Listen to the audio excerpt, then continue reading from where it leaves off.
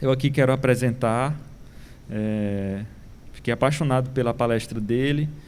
Ele hoje é diretor da Faculdade de Fisioterapia da Universidade Federal do Rio de Janeiro, líder do grupo de estudos em dança e saúde, coordenador do ensino de Associação Brasileira de Fisioterapia Traumato-Ortopédica, Abrafito, no Rio de Janeiro, né?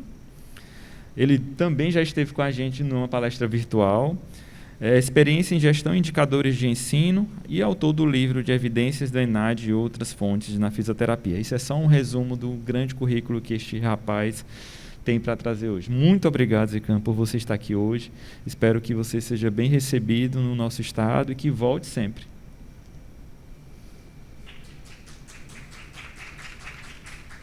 E aqui quero destacar a presença da Deise na Benfísio, né? Também, se você quiser dar uma palavrinha, seja bem-vinda.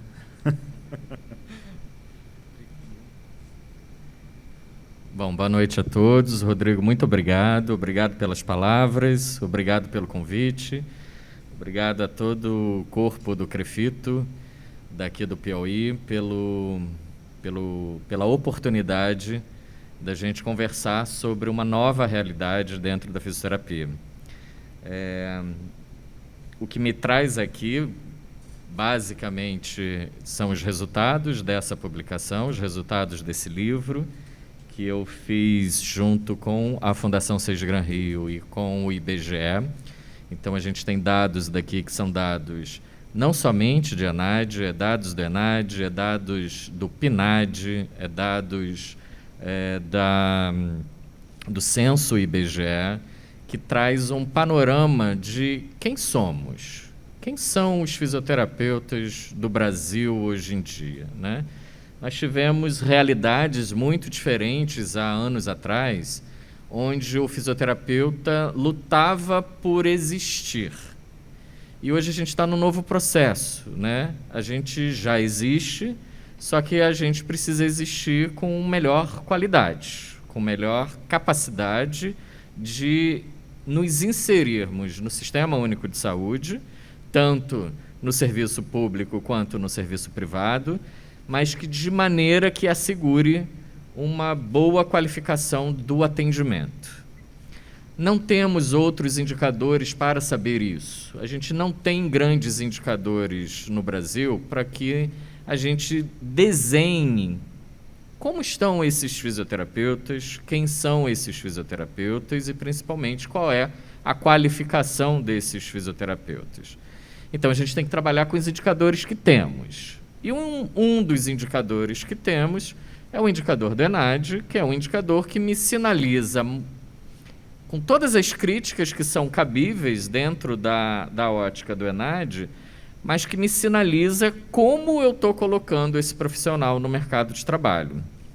Essas realidades são realidades múltiplas. Não significa que um aluno que vem de um curso 5 é um aluno ótimo, nem significa que um aluno que vem de um curso 2 é um aluno péssimo, né?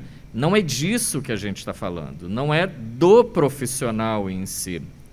Por mais que o ENAD seja um instrumento do Ministério da Educação para olhar para esse profissional individualmente, já que é ele que faz aquela prova, ele que responde aquelas questões, o principal disso é a gente desenhar um cenário daquela instituição, um cenário daquele município, daquele estado e um cenário nacional. Eu tenho um vínculo com a Fundação Seix Gran Rio já há mais de 10 anos, nesse papel de ser o consultor e o coordenador do processo de correção do ENAD no território nacional, né? Então, a Fundação Seix Gran Rio, ela, nos últimos todos os anos, né, ela foi a instituição que vence a licitação do MEC para realizar o ENAD, e no âmbito da fisioterapia eles me convidam para coordenar o processo da correção do ENAD. Em cima desse processo é que a gente levantou esses dados, então, que eu gostaria de apresentar para vocês. Só também reforçando, os dados que a gente tem aqui são dados que no primeiro momento, é mais fácil a gente pensar, olhar para esses dados de uma forma pessimista, né? A gente olhar e falar, estamos muito mal. Sim, estamos muito mal, mas qual é o segundo passo, né? Não adianta a gente olhar que estamos ainda, né? E não é uma questão da fisioterapia em si. Se a gente olhar para todos os outros indicadores do ENAD, é uma formação de todas as profissões de baixa qualificação. Então, a gente não está falando especificamente que o fisioterapeuta está tendo uma formação com qualidade que a gente acha inferior ao desejado. A gente está falando do cenário do território nacional. Então, no primeiro momento, eu vou dar um panorama do território nacional, o que a gente identifica desse fisioterapeuta no território nacional, a partir, então, no primeiro momento, com os dados EMEC, depois com os dados IBGE, e, por último, eu fiz um corte Piauí, para a gente olhar como isso está funcionando no Piauí e que perspectivas eu acho que a gente pode ter no momento mais ali para diante. Então, o objetivo desse material e desse encontro aqui agora, então, é avaliar a evolução na oferta de fisioterapeutas no Brasil. Então, isso é um indicador que, por exemplo, o secretário municipal de saúde das prefeituras de vocês precisa saber. Como é que está a oferta de profissional naquele território? Por que isso é importante? Porque pode ser que a sua instituição vincule-se à Secretaria de Saúde daquele território falando, olha, eu preciso formar uma quantidade maior de fisioterapeutas porque há uma demanda baixa desse profissional na rede para que ele possa ser inserido desde uma unidade básica, desde a estrutura de saúde da família, até os níveis de alta complexidade. Então, saber a quantidade de fisioterapeutas que eu coloco no mercado naquele meu território é um indicador que todo secretário de saúde deveria saber, para ele dimensionar se deve fazer concurso, se não deve fazer concurso, se eu preciso aumentar a quantidade de contratação ou não, mas ele precisa saber se existe esse profissional no mercado. Quem tem um pouquinho mais de tempo na fisioterapia sabe, há anos atrás, existiu o início da expansão da fisioterapia dentro da atenção básica. Nesse momento, eu estava num grupo de trabalho no Ministério da Saúde e a conversa com todos os outros não profissionais era, eu não preciso colocar a fisioterapeuta na atenção básica, até porque não existe esse profissional no mercado. Então, eu não posso colocar na legislação que o fisioterapeuta deve ser um profissional inserido obrigatoriamente na estratégia de saúde da família, porque eu não vou ter esse profissional no mercado. Se o Ministério naquela época falava isso, hoje a gente consegue ter dados para falar, não, olha, eu tenho esse profissional para estar inserido nos seus locais, né? A gente vai falar um pouquinho sobre a oferta dos cursos de graduação e de pós, o que aconteceu ao longo desses últimos 28 anos, eu analisei os 28 últimos anos, a realidade atual, né, que é a presença dos cursos EAD. Pós-pandemia, então, essa realidade está muito mais acelerada do que a gente imagina. Esses gestores dessas instituições que estão ofertando o EAD, eles estão anos-luz na frente de qualquer discussão que a gente tente fazer por aqui, e não concordo com uma ótica de que a gente tem que se afastar desse processo. Muito pelo contrário, a gente tem que estar inserido nesse processo, até porque é uma juventude que hoje em dia está o tempo inteiro dentro de um ambiente virtual. Então, demonizar a possibilidade de um ensino remoto, acho que não é uma boa estratégia. Acho que eu preciso qualificar essa oferta de ensino para saber o que eu acho que pode ser remoto e o que eu acho que deve obrigatoriamente ser presencial. Mas negar absurdamente é afastar uma geração inteira que é virtual. Se a gente chegar nas escolas de ensino médio e perguntar quem quer ser fisioterapeuta e quem quer ser programador de videogame, por exemplo, e quem quer ser programador de aplicativos e tal, a gente tem uma realidade completamente diferente. Então, se eu não transformar a fisioterapia em algo que seja atraente para essa geração que é virtual, a gente acaba daqui a um curto intervalo de tempo. Então, não acho que devemos tirar a informação da discussão do ensino à distância da nossa pauta.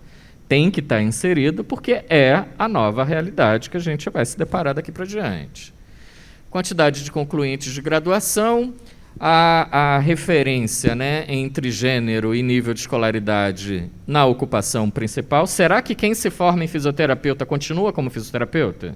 Então, o IBGE nos traz isso, né, nos traz essa informação. E algo que todo mundo sabe, mas agora com números, como é que é o rendimento médio do fisioterapeuta. Quanto que o fisioterapeuta brasileiro ganha? Será que isso é diferente para homens e mulheres? Será que isso é diferente Nordeste, Sudeste, Sul? Né? Como é que esses indicadores nos atravessam? Todos esses dados foram levantados a partir dos dados do MEC, INEP, do Censo da Educação Superior. Eu peguei esse corte desde 1991 até 2019, e aí se a gente olhar numa das tabelas fica claro o porquê de 91. Tive que parar em 2019 porque o nosso desejo era que tivesse o censo em 2020. Se tivesse o censo em 2020, eu conseguiria fazer o corte com o censo 2020. Como não teve, como não teria, a gente parou em 2019, mas eu já tenho um compromisso da Fundação que assim que tiver o novo censo, a gente repete esses dados. Esse ano a gente deveria ter ENAD.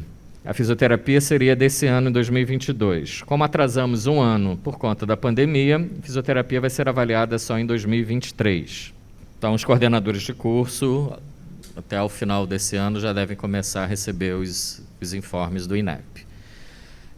Dados do ENAD de 2004 a 2019, que foram os ENADs que nós participamos. Né? A fisioterapia faz desde 2004.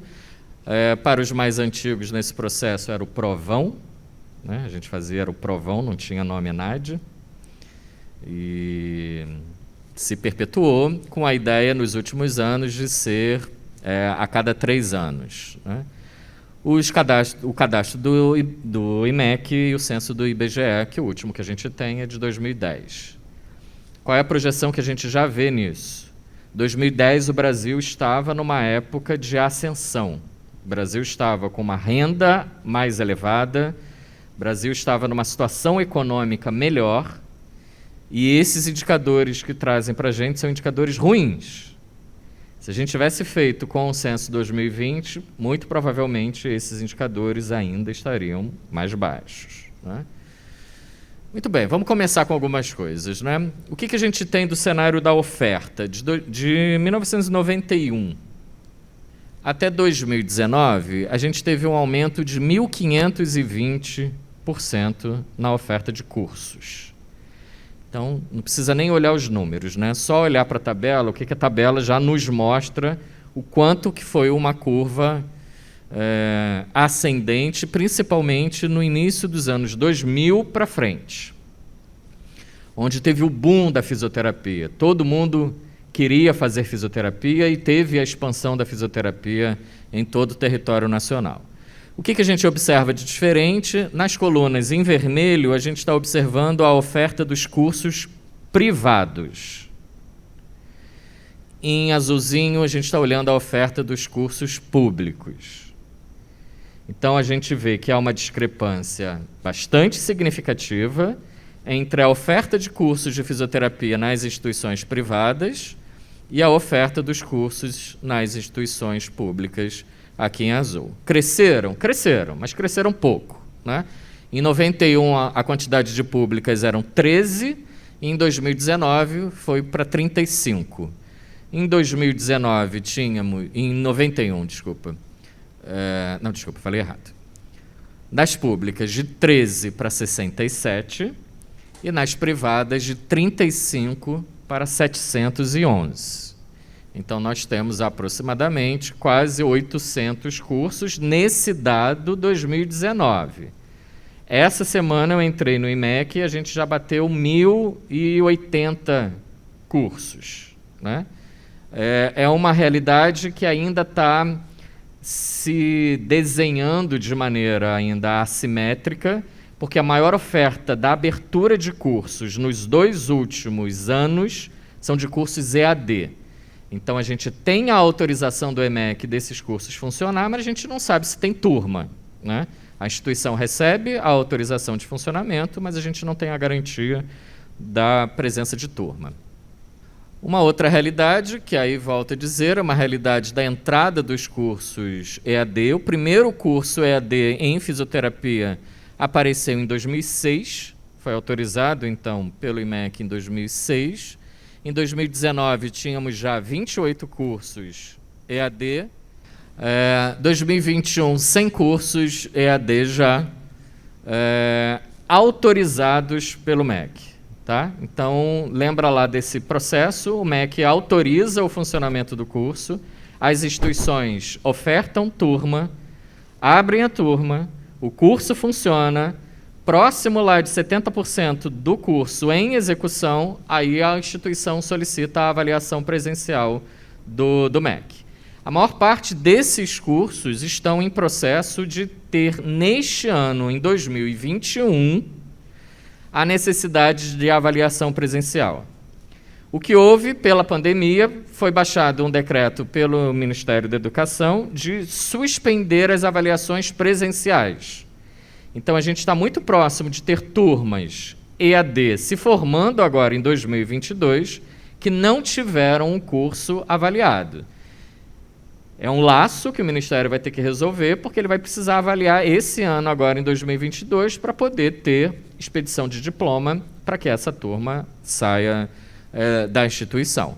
Então, fica claro que a gente observa um grande aumento da oferta de EAD e que, pós-pandemia, isso tomou proporções bem maiores. Quem não é muito familiarizado com isso, lembra que cursos EAD são autorizados no Brasil, existe legislação própria para isso, e a legislação vigente nos diz que os cursos EAD precisam ter 20% da sua carga horária presencial. Já podemos discutir isso dentro da fisioterapia. Se a gente olhar o curso de fisioterapia, 20% presencial do curso de fisioterapia, a gente está quase restringindo a quê? A estágio. Então, o que a gente está falando? Que, pela legislação atual, praticamente a gente pode ter todas as disciplinas EAD e ter apenas o estágio no momento presencial. Então, acho que uma briga nossa não é brigar contra o EAD, é falar, olha, 20% não dá. Eu preciso de 40%, eu preciso de 50%, eu preciso ter uma outra ótica sobre isso para os cursos da saúde, né? Número de matrículas, a gente observa essa mesma ascensão, matrículas bastante aumentadas nas instituições privadas, assim como matrículas aumentadas nas instituições públicas, mas de uma diferença bem significativa. Então, nesses dados de 2019, 91% dos alunos em fisioterapia no Brasil são oriundos de instituições privadas, né? Então, quem forma o profissional que está no mercado de trabalho são as instituições privadas, né? Em 91%. Então, precisamos ter um olhar também diferenciado nesse processo, porque as instituições privadas têm uma responsabilidade muito grande, porque praticamente, né, quase que a totalidade do que se forma de fisioterapia no Brasil está na mão das instituições privadas e não das instituições públicas. Entre números de concluintes, a gente observa mais ou menos a mesma ascensão, né? Só que em valores, em números diferentes. A gente observa ali que no ano de 2013, 14, 15, por aí, a gente observa uma queda do número de formandos, e isso advém da reforma curricular, na tentativa de você sair os cursos de uma quantidade menor de horas e passar isso para, no mínimo, 4.000 horas ou 5 anos. Então, teve um represamento de concluintes, que isso fez com que eles concluíssem um pouco mais adiante, né? Mas também seguindo nessa lógica de que estamos aumentando a quantidade de cursos, estamos aumentando a quantidade de fisioterapeutas colocando no mercado. Então, isso é uma ascensão que ainda não teve platô. Então, se perguntar hoje em dia, estamos em crescimento da oferta de cursos e estamos em crescimento do número de matrículas. Então, a princípio, a gente tende a achar que vai aumentar a quantidade de fisioterapeuta no mercado de trabalho. Atualmente, a gente tem uma projeção de entrada, né? Deixa eu ver se já é o próximo. Uma outra realidade que a gente observa é entre o tipo de instituição de ensino superior, né? Pós-governo Fernando Henrique, a gente observou no governo Fernando Henrique uma grande ascensão da oferta de centros universitários, da autorização da criação de centros universitários. Então, essa é a realidade que a gente observa na explosão do número de instituições privadas, né? Nas públicas, a maior parte do universo de cursos de fisioterapia estão em universidades, né? Nas instituições públicas, e nas privadas estão em centros universitários ou em pequenas faculdades.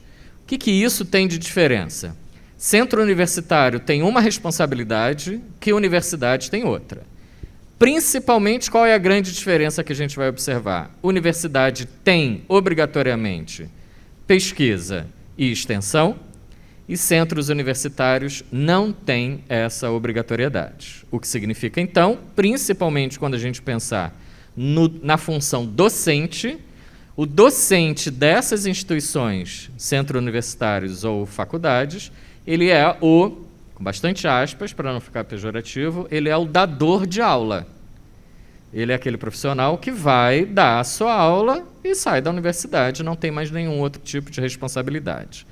Das instituições públicas, das universidades, esse professor ele já tem uma outra responsabilidade. Se a gente conversar a atual realidade da fisioterapia, e eu acho que vai ser o tema até da conversa de amanhã, sobre mudança no currículo, sobre a gente ter a obrigatoriedade da extensão universitária, por exemplo, dentro do currículo, eu preciso rediscutir como é que vai pagar para um docente de uma instituição privada ter algo que não é hora-aula. Ele fazer algo que não é apenas a sua relação como professor horista. Estamos nesse turbilhão de mudanças. Como que essa extensão universitária vai entrar nesse currículo? Como que as iniciações científicas vão entrar nesse currículo se eu tenho uma forma de pagar esse docente ainda pautada em hora-aula e não pautada em atividade que o docente faça, né?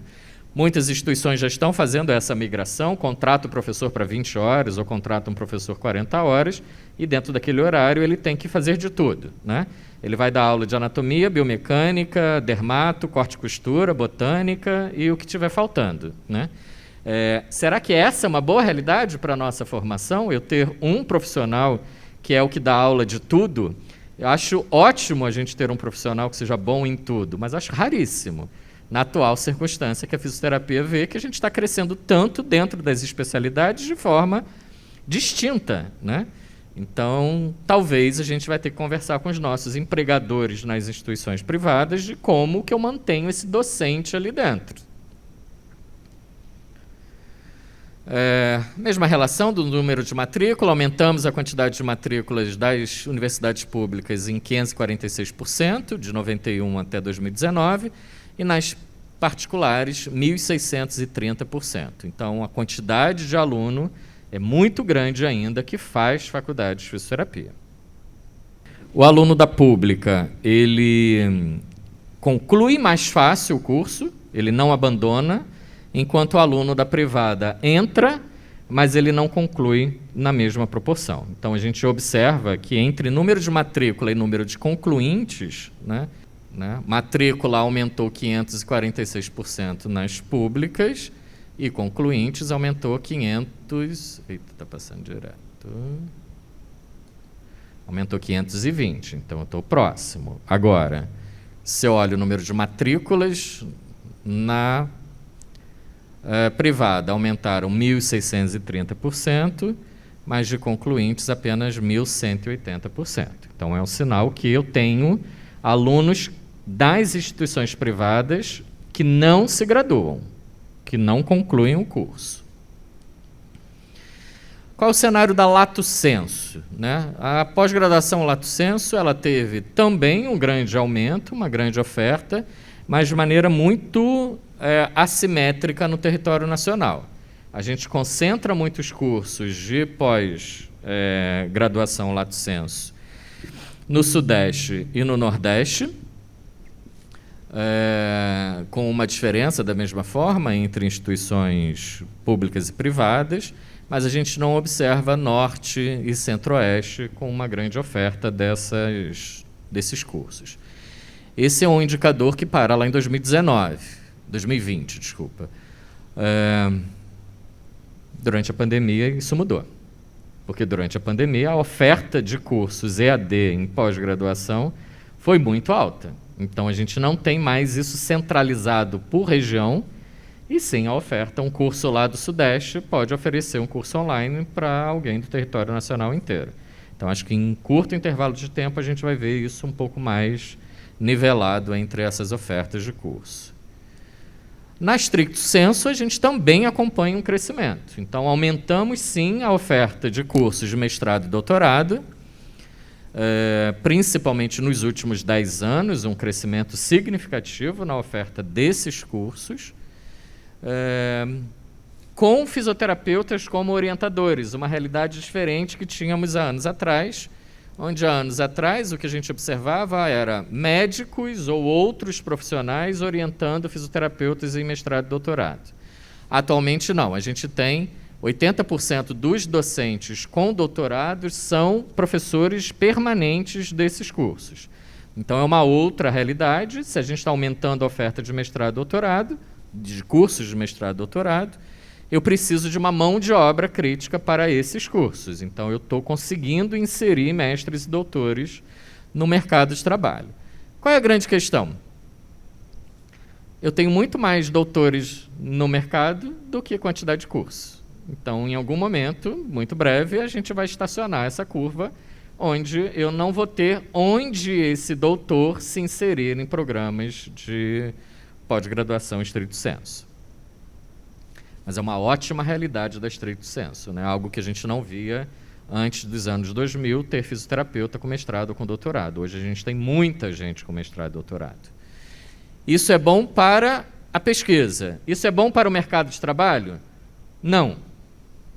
Eu vou dizer claramente, um pouco mais para frente, o porquê não, né? Muitos desses doutores são doutores que se formam muito jovem.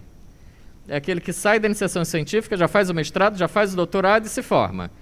Eu não consigo ter uma inserção desse indivíduo no mercado de trabalho que não no mercado da docência ou no mercado da pesquisa. Então, eu observo grande quantidade de mestres e doutores, sim, mas que eles não conseguem entrar no mercado de trabalho. Não entram porque não tem experiência prática, não tem experiência clínica, não tem vivência clínica. Então, será que só formar mestres e doutores é um bom indicador para a gente? Né? Talvez não. Vamos à nota ENAD, então. Então, esse é o conceito preliminar do curso. Então, dentro dessa nota ENAD, eu tenho vários conceitos, né, para que se chegue à nota final ENAD. Um desses vem através do conceito preliminar de curso. Vou pegar o extrato de 2019, que foi o último cenário. Então, em 2019, nós avaliamos 525 cursos. Então, a gente tem lá, lembra aquilo que eu falei? Eu tenho uma oferta de 900 e tantos, hoje em dia quase 1.000. Mas apenas 525 foram avaliados. Por que a gente já tem essa realidade? Uma coisa é a oferta, outra é ter aluno se graduando. Se eu tenho oferta, mas não tem turma em graduação, eu não entro no hall de cenário do ENAD para aquele ano. Então, por isso que a gente tem tantos cursos que ficam de fora, porque eles têm curso aberto, mas não tem aluno formando, né? Não tem aluno graduando. Qual é o grande cenário que a gente tem aí? Infelizmente, a gente desejaria que os cursos estivessem lá com nota 4 e 5, né? Mas isso não chega nem à metade dos cursos do território nacional. Mais da metade dos cursos estão em nota 3 para baixo. Isso é péssimo para a nossa profissão, porque o indicador é um indicador de que estamos formando mal, né? Lá, tempos atrás, a gente podia olhar, o aluno não quer fazer a prova, ele vai de má vontade, ele faz de qualquer jeito e tal. Esse cenário já acabou, né? Os alunos já têm a consciência, durante a execução do ENAD, que ele carrega para a vida dele o diploma daquela instituição. Então, que se ele não demonstra bem, aquele diploma dele é que é desvalorizado. E na medida que o diploma é desvalorizado, a inserção dele no mercado de trabalho pode ser diferenciada. Então, a gente já mudou um pouco a ótica, né?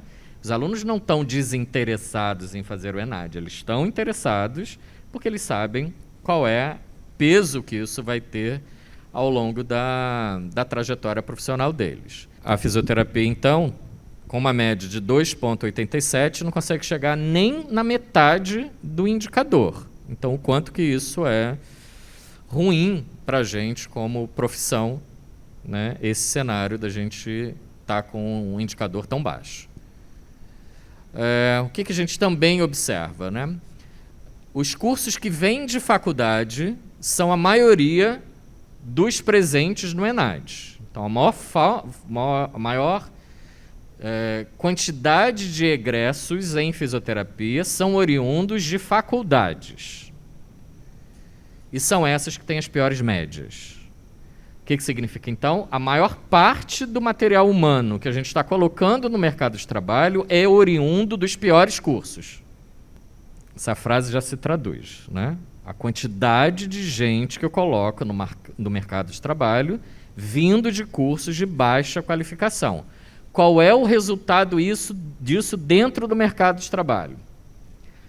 Lá no Rio, há umas 2 semanas atrás, a gente recebeu uma informação de um colega nosso fazendo anúncio no Instagram de consultas particulares que ele vendia um pacote de consultas que eram 5 consultas por R$30. Ou seja, cada consulta eram R$6 para atendimento domiciliar. Obviamente foi denunciado, o conselho chamou e tal. Mas o que isso está me dizendo? Está dizendo que eu tenho tanta gente desqualificada no mercado que eu estou colocando a minha rentabilidade lá embaixo. Fazer pé e mão é mais caro do que fazer fisioterapia, então, né? Ir para o salão de cabeleireiro eu já sei que é muito mais caro do que fisioterapia há muito tempo, mas o pé e mão ainda batia mais ou menos ali. Hoje em dia, a gente está perdendo até para o pé e mão. Por que será? Né? Então, a gente, como sistema conselho, precisa olhar o que está ocorrendo para que esse profissional precise utilizar um artifício de tanta desvalorização para tentar se inserir no mercado de atendimento. Os alunos que vêm de cursos públicos são a minoria no Brasil, né? Mas são os que têm as melhores notas. Isso é ótimo para a instituição, mas isso não é ótimo para a profissão. Está dizendo o quê? Não, tudo bem, aqueles alunos que vêm das instituições públicas são ótimos, mas ele é a minoria da minoria, 9%. Então ele não impacta no todo que a gente está falando. Então eu posso ser professor, como eu sou, professor de uma universidade federal, e ficar super feliz com a formação dos meus alunos. Mas eu fico super triste em saber que eles são a minoria no território nacional. Em saber que a formação que as instituições públicas estão dando não impacta no todo que a gente tem quanto cenário nacional, né? E as instituições privadas com fins lucrativos são as que têm maior número de profissionais se formando e com a pior nota. Então, são instituições que têm uma outra ótica, de repente, no processo de formação. Será que ela está preocupada em formar um bom aluno ou será que ela está preocupada se ela está perdendo o número de matrícula, né? Qual é a preocupação daquela instituição? Todos nós sabemos que se ela é uma instituição privada com fins lucrativos, o empresário lá, o que ele quer é maior rentabilidade daquela instituição. E ninguém vai contra isso, é óbvio que ele precisa aumentar.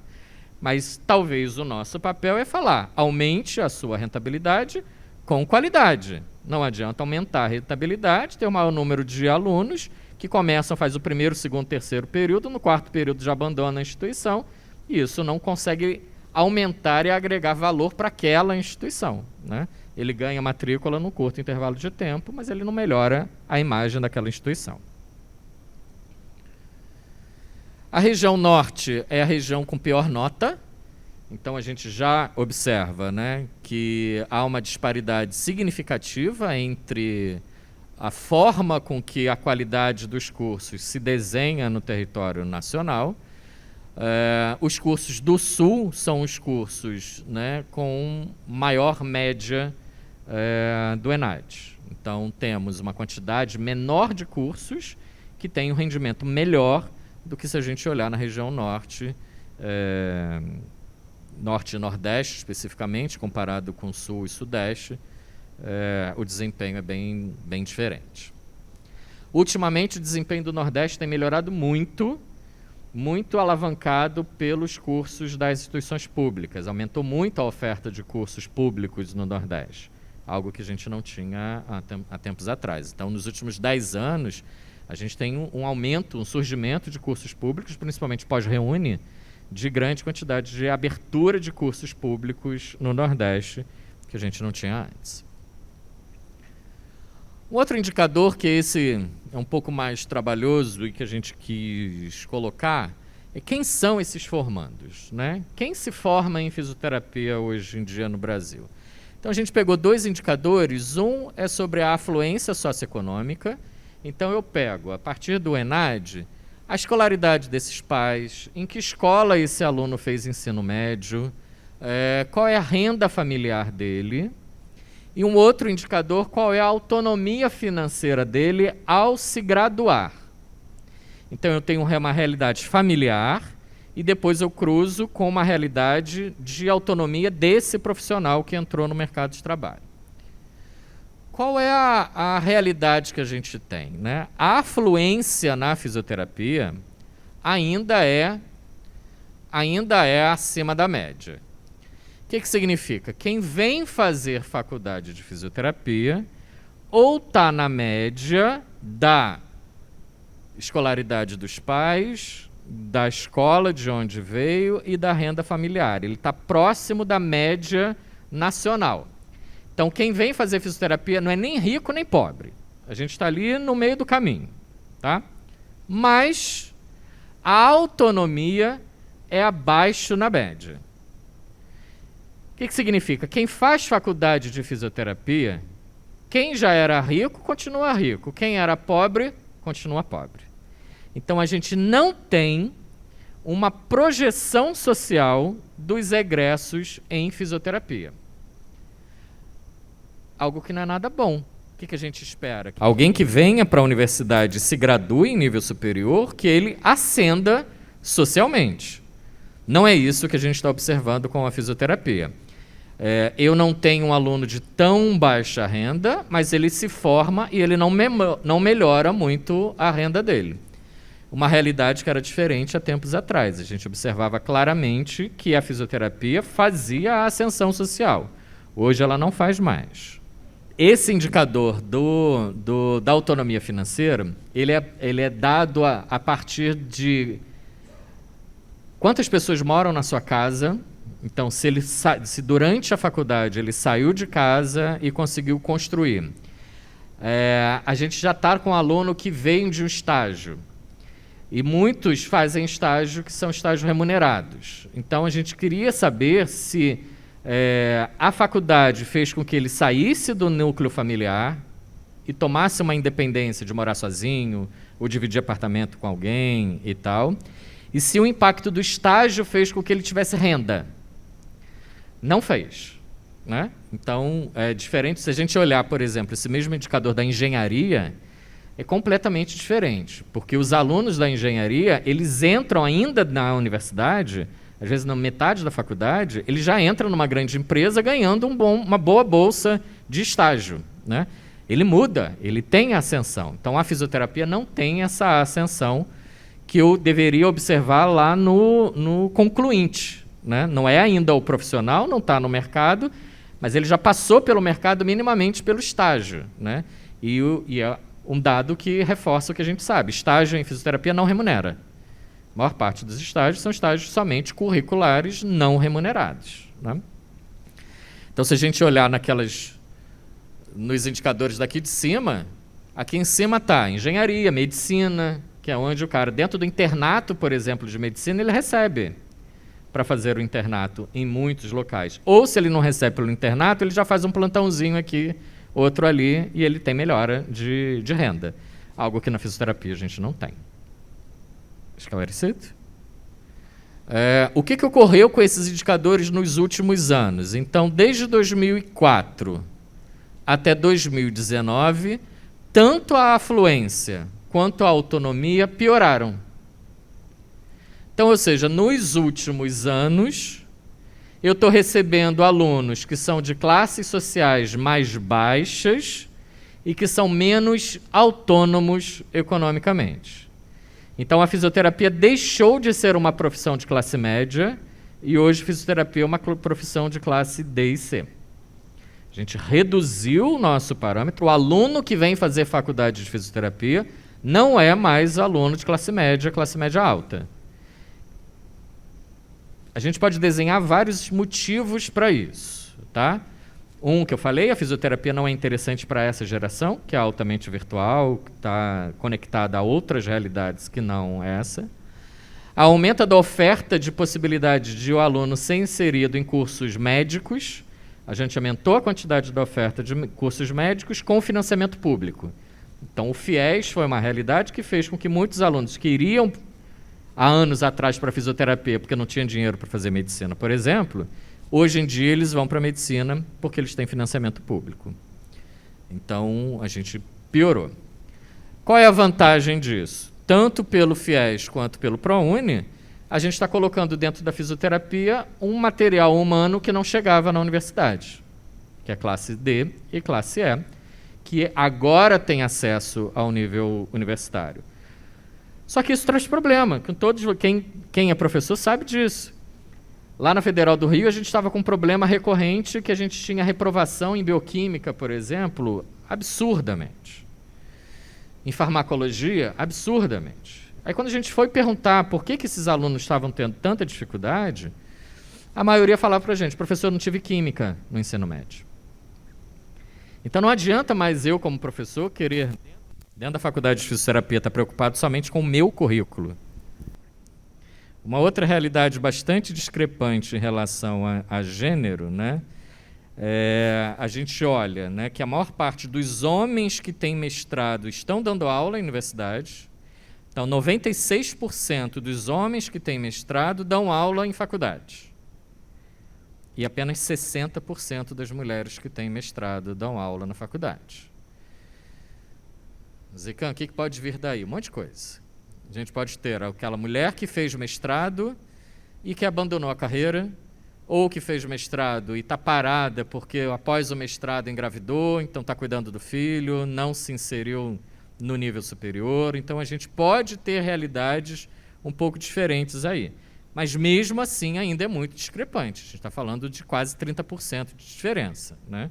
Porque homens, então, com titulação entram para ser professor e mulher não entra da mesma forma. Rendimento, que aí é mais trágico ainda. Rendimento médio do fisioterapeuta no Brasil é de R$ 2.300. Mulheres, R$ 1.800. Além de tudo, a mulher fisioterapeuta ainda recebe menos do que o homem fisioterapeuta. O único local que tem diferença são as mulheres militares. As mulheres militares ganham bem mais do que os homens. E aí também fui tentar entender isso. E aí me falaram que no universo militar, a maior parte das mulheres são as que ocupam cargo de chefia. E aí por isso tem o plus do salário. Mas é um único lugar. Em todo o restante, tanto fisioterapeuta como professor, homens ganham muito mais do que mulheres. Salário médio de professor é de R$ 5.100 e de professora R$ 3.600.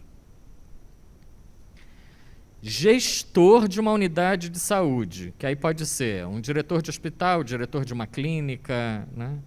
A média salarial de homens é R$ 15.000, de mulher R$ 3.100. Se for de uma instituição de educação, Média salarial do homem, 8.200, da mulher, 3.100. Então, a mulher ganha menos como fisioterapeuta, ganha menos como professora, ganha menos como gestora, ganha menos em tudo, para fazer o mesmo trabalho. Onde é que a gente está errando nisso? Com doutorado, a mesma história. Homens com doutorado em cargo de gestão ganham, em média, 14 mil ou 9 mil, se for em área assistencial ou se for em área de educação. 14 mil do homem e 9 mil. Mulher, 3 mil. Ou esse cara está mentindo muito para o IBGE, está falando que está rico, ou essa mulher realmente está ganhando de uma maneira completamente desproporcional. Talvez a gente precisa pensar, mas dentro de uma instituição pública o salário é igual. Numa privada também o salário é igual. Mas será que a quantidade de horas que eu dou para a professora é a mesma que eu dou para o professor? Porque se não for, eu estou dando mais grana, né, para aquele meu professor homem do que para a minha professora mulher. Então, será que dentro do meu curso eu tenho um nivelamento aí entre disciplinas, carga horária, né, igualitária entre gêneros, ou isso é diferente? Né? Mas ainda assim é muito esquisito, né, a gente vê uma diferença tão grande por gênero. Então, aqui só reforçando, né, que ter mestrado e doutorado melhora a renda das pessoas, tá? Não melhora tanto, mas melhora. Mas se é um homem que tem mestrado e doutorado, melhora muito. Coitada das mulheres, então, que fazem mestrado e doutorado, ainda cuida de 3 filhos, cuida da casa, ainda tem que cuidar da criatura que não sabe nem onde está o par de meia dele, né? Vamos para o Piauí, para a gente fechar? Muito bem. Eu atualizei esses dados do Piauí essa semana, né, na quarta-feira. Então, o que a gente vai olhar aqui do Piauí? O número de oferta de cursos, a divisão por regime do curso e pela gratuidade, e as notas tanto do CPC quanto as notas do ENAD. Isso são os dados oficiais. Vocês podem falar, Zican, mas não é isso que está acontecendo na prática. Mas isso é o que consta lá para a gente. E aí a gente tem que pensar por que talvez aquilo que conste não é a realidade que a gente está se observando. O Piauí tem 29 cursos em atividade, tá? 2 cursos públicos e 27 cursos privados. É uma discrepância que bate com aquilo que eu falei, que a gente viu lá antes do cenário nacional, né? Praticamente 90%, um pouquinho mais de 90%, dos cursos sendo privados e não públicos. Então, nesse quesito, Piauí está igual ao do Brasil. Então, não tem nada a se diferenciar. Quando a gente olha entre a diferença desses cursos, entre ensino... Como é que eu acho que eu passei 2? Não, está certo. Entre público e privado, mas entre presencial e EAD, já chega numa primeira observação que eu gostaria que vocês frisassem aqui e pensassem com calma, tá? Aqueles 2 cursos públicos são presenciais e não existe nenhum curso EAD público, tá? Essa realidade está batendo ali como que a gente viu, né? Então, mais ou menos 93% dos cursos no Piauí são privados. Então, está batendo com a realidade nacional. Agora, o que chama atenção? Dos cursos privados, 16 são cursos presenciais e 11 são cursos EAD. Então, eu estou falando que, atualmente, eu tenho quase uma divisão homogênea entre cursos presenciais e cursos EAD. Vamos nos jogar daqui a 2 anos. Vamos supor que o Zican volte aqui em 2024 e a gente vai conversar. Como é que vocês acham que vai estar isso daí? O EAD passou. Então, aqui no Piauí, especificamente, é uma realidade... Eu já fiz alguns cruzamentos de alguns estados e eu não vi essa realidade. Primeira justificativa, pode ser que eu tenha poucos cursos presenciais, que acho que é a realidade daqui do Piauí, E aí a oferta dos EADs, como a maior parte deles são cursos nacionais, eu posso aumentar muito a oferta desses EADs e superar a quantidade do presencial rapidamente, algo que poderia ser diferente em outros estados que tenham maior quantidade de cursos presenciais. Mas isso, Rodrigo, eu acho que é algo que o CREFITO tem que estar muito atento. Vocês estão praticamente igualando a quantidade de curso EAD com curso presencial. Enquanto tem gente ainda na internet discutindo não EAD. Essa pessoa está lá na idade da caverna. Né? O EAD está aqui. Está aqui na porta de vocês com metade dos cursos já. Então eu tenho que olhar daqui para diante, não adianta olhar daqui para trás. Ah, não tem que existir. Já tem aluno. E você vai para um fórum que tenha esses alunos, eles brigam com você dizendo que aquele curso está ótimo. Eu fui num evento em Brasília que uma aluna quase que me matou quando eu comecei a falar de curso EAD. Meu curso de fisioterapia em EAD é maravilhoso, eu estou adorando as aulas, está tudo ótimo, eu vou ser uma boa fisioterapeuta. Blá, blá, blá. Aí aquilo me acendeu a luzinha. Pode ser que o curso seja bom. Pode ser que ela esteja fazendo uma boa formação. Quando que eu vou saber isso? Talvez ano que vem, em 2023, quando tiver o ENAD, onde esses cursos já vão ter formados. Aí imagina, Rodrigo, como é que vai ser o papo dentro do sistema CREFITO-COFITO, se por acaso o rendimento dos alunos dos cursos EAD for similar a dos cursos presenciais. O que vocês acham que as instituições privadas vão falar? Fecha tudo que é presencial. Se for melhor, muito bem. Se o rendimento for melhor. Então, assim, não adianta a gente ficar nessa discussão, não, EAD, isso lá, foi lá de trás.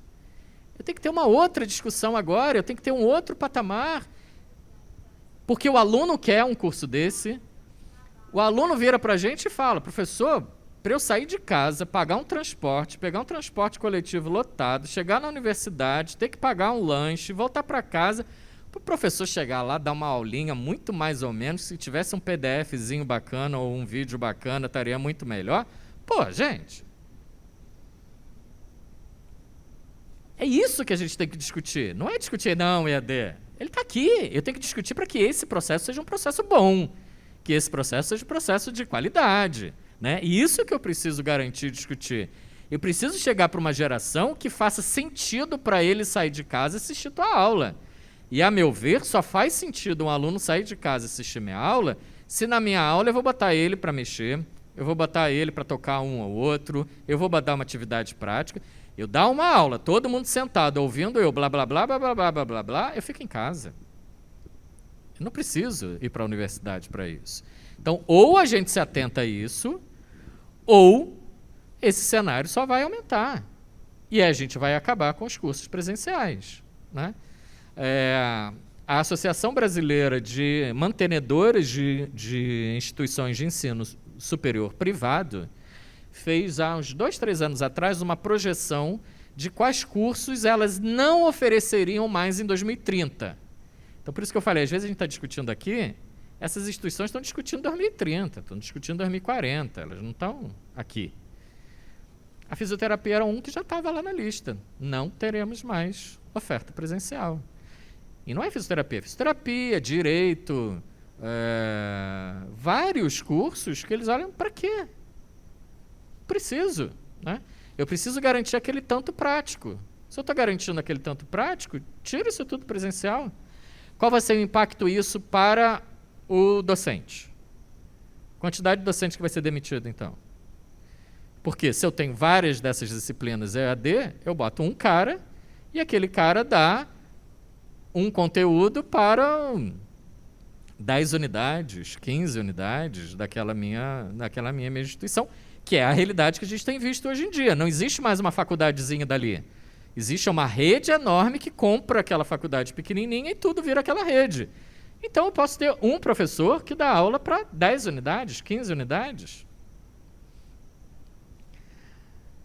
Eu preciso me atentar a isso. Eu, como instituição, né? E eu, como gestor do sistema CREFITO-COFITO, eu vou olhar, se a gente não estiver atento, eu vou ter uma demissão em massa.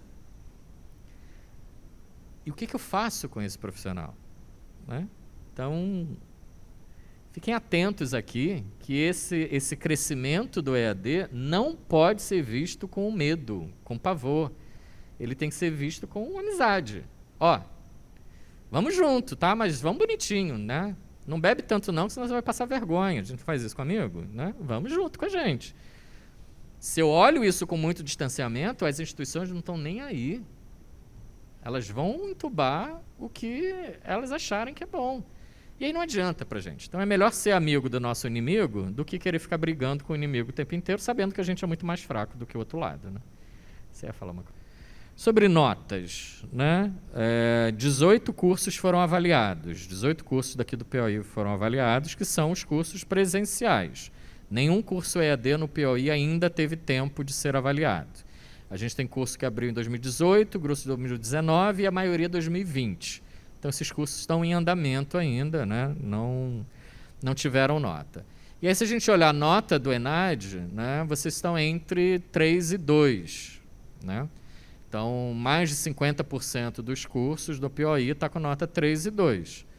Isso é baixo. Né? A gente tem um curso lá com nota 5,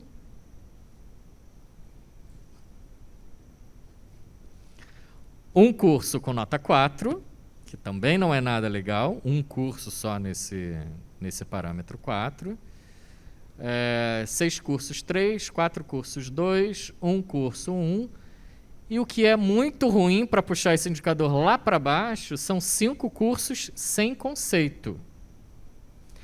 E aqui fica ruim para a gente analisar, e por isso tem que ir pegar curso por curso para saber por que esses cursos ficaram sem conceito.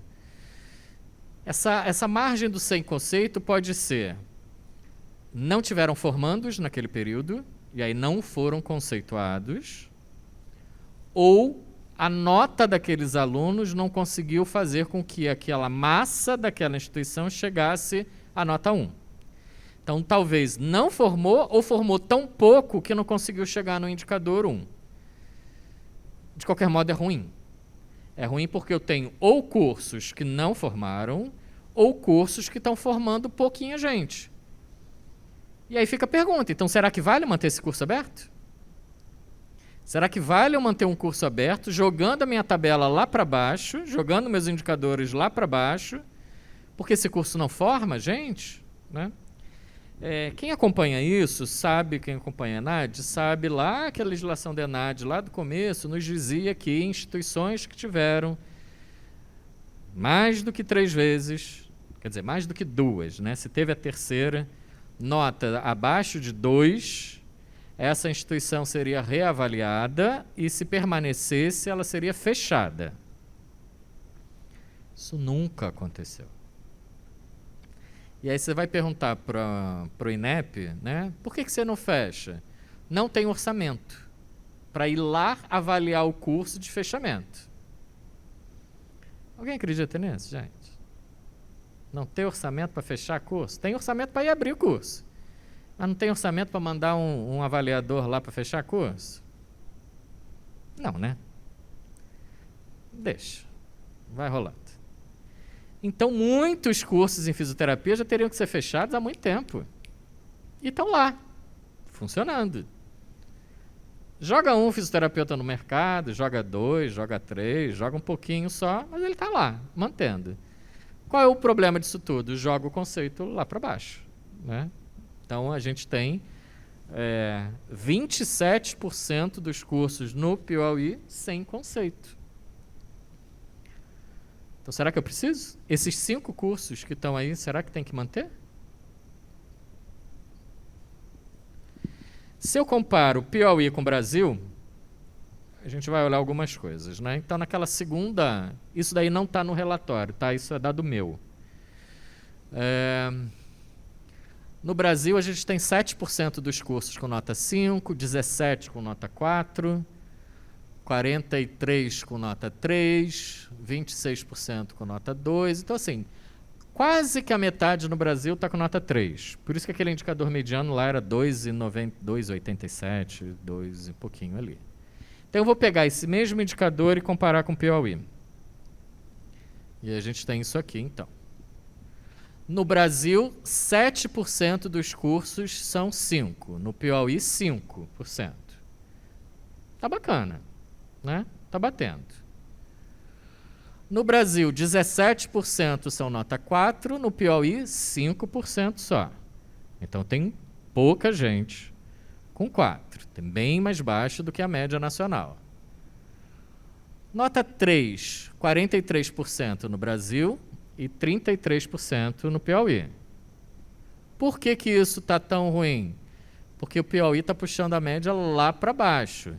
Nota 2, 26% no Brasil, 22% no Piauí, então estaria mais ou menos pareado. Por que que os indicadores ficaram tão ruins lá de cima, da nota 4 e da nota 3?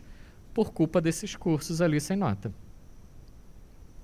Olha o impacto de eu manter um curso mais ou menos aberto. Olha o impacto de eu manter algo que não está tão bom aberto. Eu puxo todos os indicadores lá para baixo.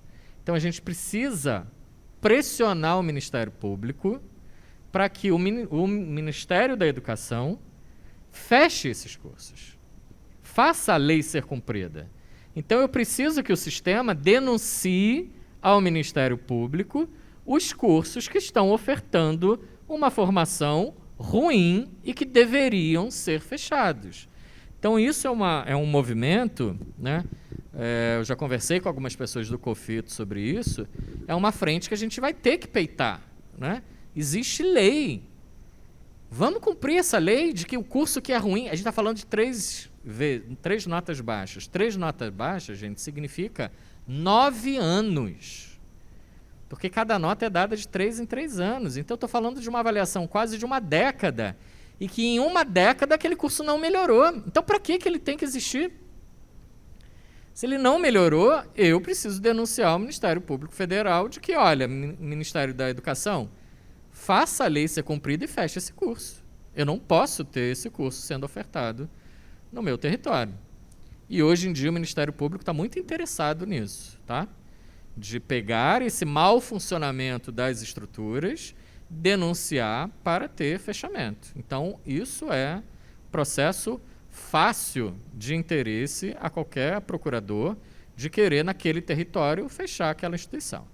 Se vai fechar ou não vai fechar é uma outra história, é com a procuradoria. Mas que a gente fique atento de que isso está prejudicando os indicadores no meu local. Então, para resumir essa história, meu curso foi 4, foi 3 ou foi 2, não faz muita diferença. A gente está ali na média. O que faz a diferença? É eu puxar isso muito lá embaixo. É curso 1 e curso sem nota. Isso não tem que existir. Isso, repetidamente, não tem que existir. Então, se eu tiro isso dali, eu estou jogando esse curso para um outro patamar lá em cima. Então, eu estou melhorando a massa. Não adianta o meu curso estar bom se a massa está ruim. Se eu melhoro a massa jogando esse indicador lá para cima, eu estou melhorando o meu estado. Então, a minha sugestão para o Piauí é que se desenhe, e aí eu posso te ajudar, Rodrigo, nessa história, a gente saber que cursos são esses. Que cursos são esses que foram classificados como sem conceito e perguntar para o curso. O que houve? Não teve formando? Não tem mais turma e tal? Fecha isso lá junto ao MEC. Tire. Tem interesse de manter fisioterapia? Não, não tenho. Feche isso no MEC. Que ao fechar no MEC, ele some dessa planilha. E aí fica um curso com uma projeção melhor para o seu território do que eu ter tanta quantidade. Tanto que no Brasil, sem conceito, significa 1%. É 1,5% no Brasil que está sem conceito. Aqui no Piauí são 27%. É muita coisa. Então eu tenho que olhar para aí e aí fazer um levantamento desses cursos e ir nessas instituições. Você tem interesse em manter? Ah, não, quase não estou tendo aluno. Então fecha, querido. Né? Não precisa. Né? Eu não preciso de um curso que não consegue nem chegar no indicador primário ou que não tem aluno suficiente. Né? Então, moral da história, Piauí está ruim na fita? Não, não está. Os cursos que existem estão mais ou menos pareados com o cenário brasileiro. Deveria ter um pouquinho mais de 4, né? Tirar um pouquinho daqueles do 3, botar um pouquinho mais lá no 4, mas estão mais ou menos pareados. O que eu preciso é saber esse daqui de baixo. É resolver esses cursos que estão inscritos, estão ativos, mas que não me colocam dentro de um cenário de bons indicadores, né? Se a gente agrupar por duplas, e normalmente a gente faz isso, né? Agrupa 4 e 5, agrupa 3 e 2 e agrupa 1 e sem conceito. Olha o que a gente tem no Piauí, né? Brasil, 4 e 5 representa quase 25%. No Piauí, 11%. Então está faltando, né? Preciso jogar mais curso lá para 4. Se eu faço a categoria 3 e 2, que representam 70% no Brasil, no Piauí representa 55%. Então é aquele meiozinho que não faz tanta diferença. Vamos se manter ali. E que muito tranquilamente quem é gestor de uma instituição pública, de uma instituição privada, o desejo é se manter nesse meiozinho. Ele nem quer ser o curso 5, mas ele também não quer ser o curso 1.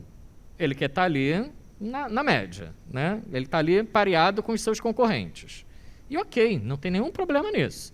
Tem problema ele descer para 1 e sem conceito. Tá? E aí, se eu olho 1 e sem conceito, que é onde é problema, que no Brasil representa somente 5%, no Piauí são 33%. Então, ou seja, 1/3 dos cursos no Piauí estão 1 ou sem conceito. E aí onde que fica, então, desculpa trazer isso na noite de sexta-feira, mas esse é um indicador que não é legal, né? 1/3 dos cursos do Piauí estão muito ruins.